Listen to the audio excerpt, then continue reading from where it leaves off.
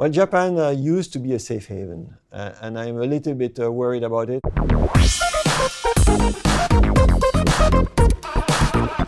Good morning, Bruno. So can you tell us what's a viewpoint of the technical analysis that we've seen so far from last week? Good morning, Jessica. Yes, we do have some very interesting patterns which do not occur very often.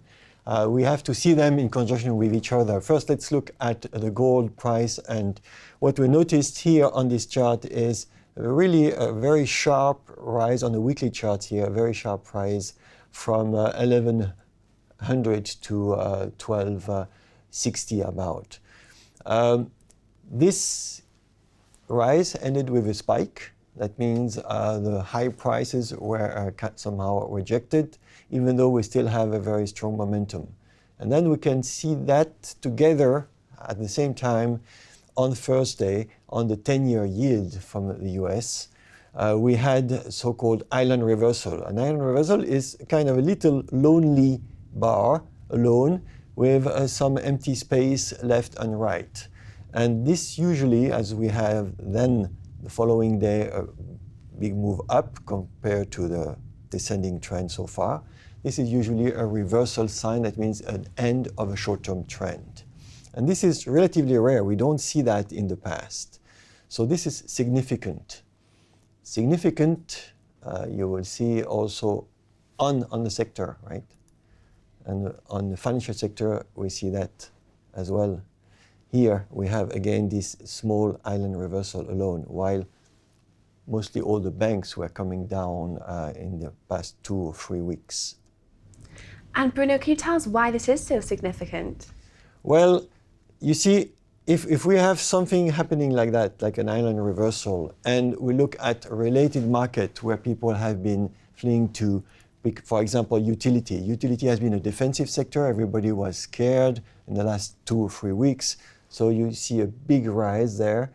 But now, after the time where we had this island reversal, we see also a kind of a toppy pattern. So the people who went to the secure place are leaving the secure place and going back into assets which are probably a bit more risky. And Bruno, can you tell us what happened in the equity markets at the same time? So you see here what on the equity we had this reversal move. But we also have to recall that basically the down move was induced by oil prices, right? And these oil prices have been doing something interesting related to equity, as we're going to see. Here you see oil price on last Thursday made a new low at 26, below the 27 handle. And then it reversed. What is the impact on the equity? Let's look at the energy sector. On the energy sector, last Thursday, we did not make a new low. We just made a higher lows. That's kind of a divergence. That means the equity market is less worried than the oil market. That means that all the bad news had been already integrated in there. And oil was a reason for the equity markets to go down. So how does this look like? Now, I think when we have oil like that, we can expect not anymore big down trend for long term, but I think we are going to shift to a more trading range area between the level of 60 and the level of about 50. That would be a normal trading range, and just the mere stabilization of that will bring some relief to the rest of the market. And can you explain to us how the US market is looking at a whole? So if things get better, and we are basically noticing 2 things here. The first one is that we are retesting the mid-January low at 1812 with, again, a spike at 1810, so about exactly the same level. We have a big reversal on Friday, and we know that yesterday, Tuesday, was also a move up. So we're kind of signaling a pause in the downtrend. And most likely, after 2 days up of this importance, there will be a small pullback, probably in the area of 1850, and then it should continue go towards the upper band or this cloud, which constitute a normal resistance. This is around the 1950 levels. So that's what we should be expected in the coming days and coming weeks. Now we have to remember that this is probably a rebound in a bear market. So we will be very careful when we'll come to our objectives around 1950, 2000 at most. And will this also be the case for emerging markets? Well, emerging markets have been basically leading all the way down, and now they're showing some respite. They are showing some good signs.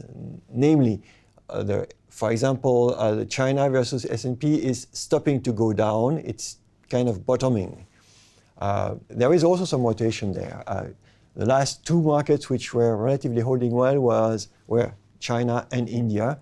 Here we see that China is not really a leader anymore, so there will probably be other markets will take the lead. We will see that later on.